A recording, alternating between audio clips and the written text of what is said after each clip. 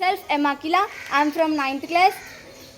Today I am telling about ఏంటంటే మన దేశంలో మొత్తం 9 రకాల ఆవులు ఉంటాయి. ఇంకా ఏంటంటే మనకు గోవుకు ముందల ఏమంటారు, వెనకన భుజాల దగ్గర ఏముంటుందంటే ముంపు అని అంటారు దానిని. ఇంకా ఇక్కడ గొంతు దగ్గర ఉంటుంది, మెత్తగా ఉంటుంది, దానిని గంగ గోవు అని అంటారు, గంగ గోలు అని అంటారు. మళ్ళీ ఫస్ట్ ఇక్కడ మెత్తగా ఉండేదాన్ని గంగ గోవు అని అంటారు.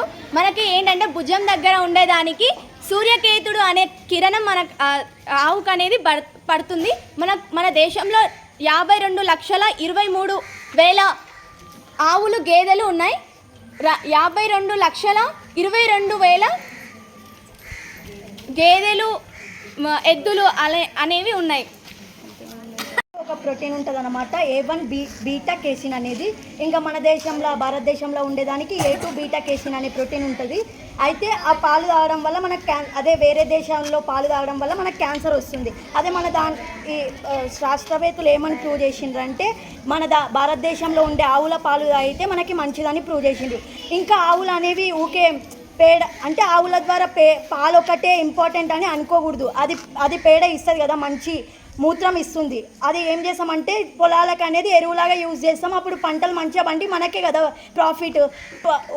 ఆవుల నుంచి పాలు ఒకటే ఇంపార్టెంట్ అని అనుకోకూడదు, దాన్ని ఇచ్చే మూత్రం కూడా ఇంపార్టెంట్ అని. భారతదేశం నుంచి పేడ అమ్మితే 40 కోట్లు మన భారతదేశం సంపాదించింది.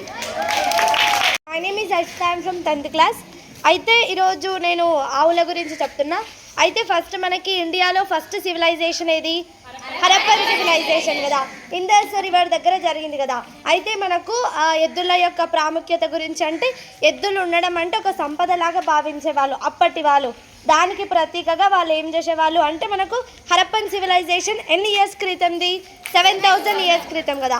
అయితే వాళ్ళు యూజ్ చేసే కాయిన్స్ పైన ఎద్దుల బొమ్మ ప్రింట్ చేసిండ్రు. అంటే అది మనకేం తెలియజేస్తుంది? ఎద్దులని వాళ్ళు ఒక సంపదలాగా చూసుకునేవాళ్ళు, దానికి మ్యాటర్ ఇచ్చిండ్రు. ఇంకా ప్లస్ మన భారతదేశంలో ఉండే ఆవులు అంటే మన భారతదేశంలో ఉండే ఆవుల నుంచి వచ్చే మిల్క్లో మనకి A2 బీటా కేసిన్ అనే ప్రోటీన్ ఉంటుంది. మన భారతదేశంలో ఉంటాయి కదా, అందులో నుంచి వచ్చే మిల్క్లో మనకి A2 బీటా కేసిన్ అనే ప్రోటీన్ ఉంటుంది. ఆ ప్రోటీన్ మనకి ఎందుకు యూస్ఫుల్ అయితే మన డైజెస్టివ్ సిస్టమ్ని ప్రాపర్గా వర్క్ చేయడానికి, ప్లస్ చిన్నపిల్లల యొక్క బ్రెయిన్ డెవలప్మెంట్ కూడా ఈ ప్రోటీన్ అనేది ఎంతో ఉపయోగకరం. అదే మనం విదేశీ ఆవుల యొక్క పాలల్లో చూసుకుంటే మనకు A1 బీటా కేసిన్ అనే ప్రోటీన్ ఉంటుంది. మన దగ్గరనేమో అంటే మన భారతదేశంలో ఉండే ఆవుల్లోనేమో A2 బీటా కేసిన్ ఉంటుంది. విదేశీ ఆవులలో ఉండే పాలల్లో ఉండే ప్రోటీన్ A1 బీటా కేసిన్. దానివల్ల ఏంటిదంటే ఆ పాలు తాగడం వల్ల ఆ ప్రోటీన్ అనేది మన బాడీలోకి వెళ్ళి మన డైజెస్టివ్ సిస్టమ్కి డిఫరెంట్ టైప్స్ ఆఫ్ క్యాన్సర్స్ వచ్చే ఛాన్స్ ఉంది. అంటే మన భారతదేశపు మిల్క్ ఎంతో ఎందుకు ఉత్తమమైనవి ఎవరు చెప్తారంటే ఆస్ట్రేలియన్ సైంటిస్ట్ కేత్ ఉడ్ఫర్డ్, అంటే అతని పేరు కేత్ ఉడ్ఫర్డ్, ఆ సైంటిస్ట్ పేరు కేత్ ఉడ్ఫర్డ్. అతను ఒక రీసెర్చ్ చేశాడు. ఆ రీసెర్చ్కి ఏం టైటిల్ ఇచ్చిందంటే the devils in the milk. అంటే ఫారిన్ కంట్రీస్లలో ఉండే కౌస్ వాళ్ళ అంటే ఆ మిల్క్ ఉంటుంది కదా, ఫారిన్ కౌస్ మనకి మిల్క్ ఇస్తాయి కదా, ఆ మిల్క్లో మనకి ఏముంటుంది? A1 బీటా కేసిన్ ఉంటుంది కదా. అందులో ఉండే ప్రోటీన్ నుంచి వచ్చే అంటే ఆ ప్రోటీన్ నుంచి కాజ్ అయ్యే దానివల్ల డిసీజెస్ వచ్చాయని అతను ఈ రీసెర్చ్లో చెప్తాడు. ప్లస్ మనకు 2024-2025 ఇయర్లో మన ఇండియా నుంచి కువైట్కి ప్లస్ యునైటెడ్ అరబ్ ఎమిరేట్స్కి 300 trillion tons of dung export అయిందన్నమాట. ఎక్కడి నుంచి? మన ఇండియా నుంచి కువైట్కి ప్లస్ UAE అంటే యునైటెడ్ అరబ్ ఎమిరేట్స్, మన ఇండియా కంట్రీ నుంచి 300 మెట్రిక్ టన్స్ ఆఫ్ డంగ్ అనేది ఎక్స్పోర్ట్ అయింది. ప్లస్ ఇంటర్నేషనల్ మార్కెట్లో 1 kg ఆఫ్ డంగ్ యొక్క వాల్యూ ఎంత అంటే 30 to 60 రూపీస్ అన్నమాట.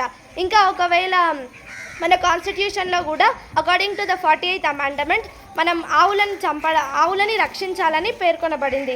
ఇంకా ఎవరైతే ఆవులను చంపుతారో వాళ్ళకి 6 నెలల నుంచి 5 ఏళ్ల వరకు జైలు శిక్ష అన్నమాట.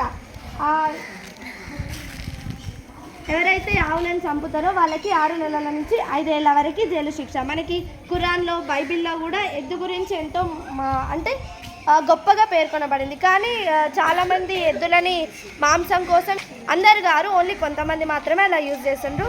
ఇంకేంటంటే రైతుకి పాడి సంపద ఉండాలి, అంటే అగ్రికల్చర్ చేయాలంటే ఏముండాలి, పశువులు ఉండాలి ప్లస్ భూమి ఉండాలి. ఒక రైతు దగ్గర భూమి మాత్రమే ఉంటే అతను ఆర్థికంగా ఎదగలేడు. అదే ఒక రైతు దగ్గర ఓన్లీ పశువులు మాత్రమే ఉన్నా కూడా అతను ఎదగలేడు. అతని దగ్గర భూమి ప్లస్ ఈ పశువులు రెండు ఉంటేనే అతను ఆర్థికంగా బాగా ఎదుగుతాడని ఆ బుక్లో ఉంది. ఆ బుక్లో ఇంకేమి ఉంచాలి, సంరక్షించడం వల్ల మనకు ఎటువంటి లాభాలు ఉన్నాయి అలా ఉంది. ఒకవేళ ఎవరైనా ఆవులను చంపితే మనము 196. Thank you for giving this opportunity. Everyone, my name is మేఘనా, ఐఎమ్ ఫ్రమ్ 10th క్లాస్. ఇప్పుడు అక్క చెప్పింది కదా కొన్ని points, and at the same time నేను కూడా దాంతోపాటు అంటే నాట్ ఓన్లీ ఫర్ సంపద కోసమే మనం కౌస్ని యూజ్ చేయం, ఇంకా అనుబంధాలని దాన్ని పెంచుకోవడానికి కూడా యూజ్ చేస్తాం. ఎట్లా అంటే ఇప్పుడు కొంతమంది సైబర్ నేరాలు అలాంటివి చేస్తుంటారు కదా, అంటే వాళ్ళని ఎలా తప్పించాలి ఆ దారి నుంచి అని అంటే మనము ఏంటిది యానిమల్ కేర్ అనే ఒక సంస్థ ఉంటుందన్నమాట. దాని లోపల మనం ఒకవేళ జాయిన్ అయితే అంటే ఇప్పుడు మనం ఇంట్లలో కూడా చూస్తుంటాం, ఒకవేళ ఆవులను తీసుకుంటే వాటికి అంటూ మనం పేరు పెట్టి పిలిస్తే అవి పలుకుతాయంట కదా, తెలుసు కదా మనకు కూడా. అంటే అలాంటిది కూడా ఉంటుంది అనమాట. అంటే నాట్ ఓన్లీ ఫర్ ది సంపద అని ఒక తీసుకుంటే ఇక్కడ మన యొక్క అనుబంధాలు రిలేషన్షిప్స్కి కూడా అది ఒక మంచి చిహ్నం లాంటిది. ఇంకేంటిది అంటే విదేశీ దేశాల యొక్క ఆవులను చూసుకుంటే మన యొక్క ఆవులతో పోలిస్తే దాని యొక్క ఆకారంలో కూడా మనకి డిఫరెన్సెస్ అనేవి ఉంటాయి.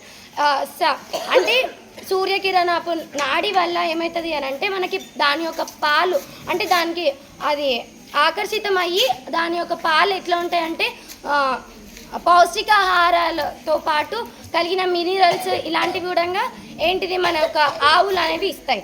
అదే వేరే అంటే మన యొక్క దేశంలో ఉండేది A2 కేసిన్ అనే ఒక ప్రోటీన్ ఉంటుంది కాబట్టి అది చాలా పౌష్టిక ఆహారాలని అంటే పాలని ఇస్తుంది కాబట్టి మన యొక్క డైజెస్టివ్ సిస్టమ్కి కానీ ప్లస్ చిన్నపిల్లల మెదడుకి కూడా చాలా యూస్ఫుల్ అవుతుంది. కానీ A1 బీటా కేసిన్ అనే ఒక విదేశీ యొక్క కౌస్ మనకి డైజెస్టివ్ ఒక వివిధ రకాలమైన క్యాన్సర్స్ అనేవి తెస్తుంది.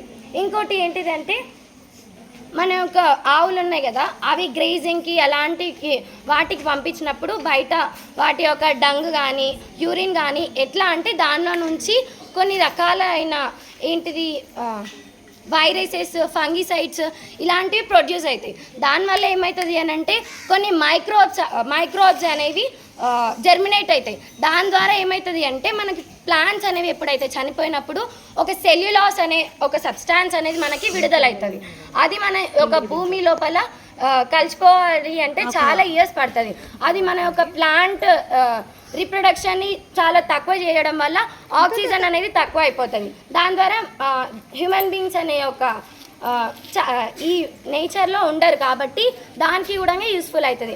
అంటే ఆక్సిజన్ ఇక్కడ చూసుకుంటే మైక్రాబ్స్ని అవనేవి జర్మినేట్ చేస్తున్నాయి. అండ్ దాని ద్వారా మనకు వచ్చే ఫంగిసైడ్స్ వైరసెస్ అవన్నీ కూడా మంచి కలిగిస్తున్నాయి ఈ యొక్క బయోడైవర్సిటీకి. అండ్ విదేశీ అవి చూసుకుంటే అవి ప్రొడ్యూస్ చేసేవి సగం మొత్తం ఆ యొక్క నేచర్ని డిస్ట్రాయ్ చేయడానికి అవి చేస్తారు. మన యొక్క భారతదేశంలో మన కౌస్ అనేవి ఎందుకు ఎనిమల్ హస్బెండరీ ఆఫ్ కౌ ఎందుకు చేశారంటే ఫార్మ్స్కి యూజ్ చేస్తారు, ప్లస్ బయోడైవర్సిటీని ఇంక్రీజ్ చేయడానికి చేస్తారు. అదే విదేశీలో చూసుకుంటే మాంసం కోసం అలా ఆర్టిఫిషియల్గా వాళ్ళు వాటిని పెంచడం అని జరుగుతుంది. ఇంకా అంతే. Thank you opportunity. My name is M. Bhanumati. I am studying 9th A section. Today I am telling about గోశాల. ఆవులు మనల్ని ఎప్పుడు వాళ్ళలాగా చూసుకుంటాయి.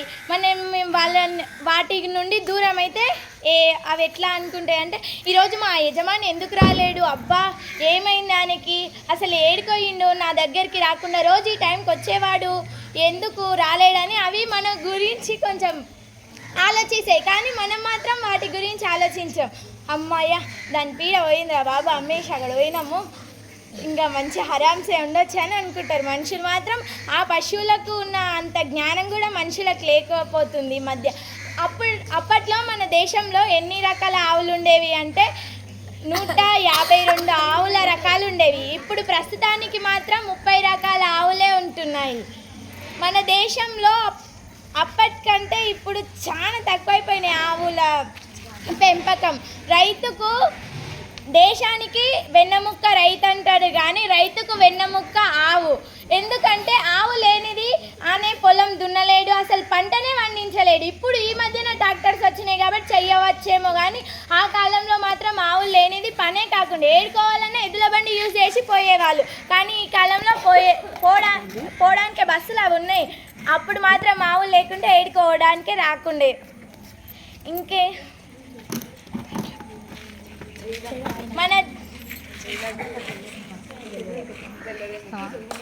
మన దేశంలో అన్నిటికంటే ఎక్కువ పూజించేది ఆవులని.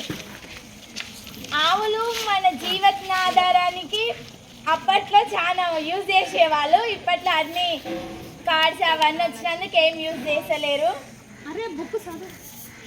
My name is P. Monica. I am from 9th A section. హైదరాబాద్లో ఉన్న ప్రజలకి కేవలం 1 కోటి లీటర్ల పాలు అవసరం.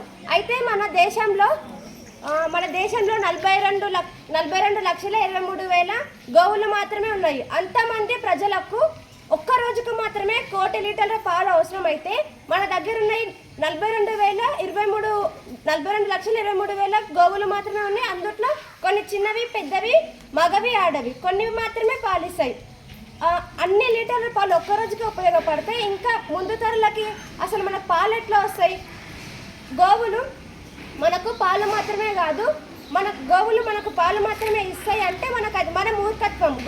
గోవులు మనకు పాలు మాత్రమే కాదు, వాటి యొక్క పేడ మరియు మూత్రం మనకి మనం పంట పండించడానికి ఎంతో ఉపయోగకరం. ఇంకా అన్ని గోవులు ఉపయోగకరమా అంటే కాదు, దేశీ గోవులు మాత్రమే ఉపయోగకరం. విదేశీ గోవులు మనకి కేవలం పాలు మాత్రమే ఇస్తాయి. ఆ పాల వల్ల మనకు వాటి నుండి వచ్చే ప్రోటీన్ వల్ల కూడా ఎన్నో అనారోగ్య పాలవుతాం. అదే మన దేశాల వల్ల ఎంతో మందికి అనారోగ్య పాలవుతున్నారు. దేశీ గోవులు అయితే ఆరోగ్యంగా ఉంటాయి. అదే దేశీ గోవుల పాలైతే ఆరోగ్యంగా ఉంటారు. ఎందుకు అది వాటి మధ్యన డిఫరెన్స్ ఎందుకుందంటే మన దేశీ గోవులకు ఇట్లా వాటి ఆవు పైన ముప్పురం అని ఒకటి ఉంటుంది. అది సూర్యకిరణాలని తీసుకొని ప్రోటీన్ని తయారు చేస్తుంది. ఆ ప్రోటీన్ పిల్లలకు చాలా ఉపయోగకరం. అదే మనము విదేశీ గోవులు అయితే మనకంత వాటి వలన ఏం ఉపయోగకరం ఉండదు, పాలు మాత్రమే తీసుకుంటాం. దానివల్ల అనారోగ్య పాలు కూడా అవుతుంది. అదే evening to all, my self Srividya, I'm from 7th A. ఈరోజు నేను గోమాత గురించి చెప్పాలనుకుంటున్నా.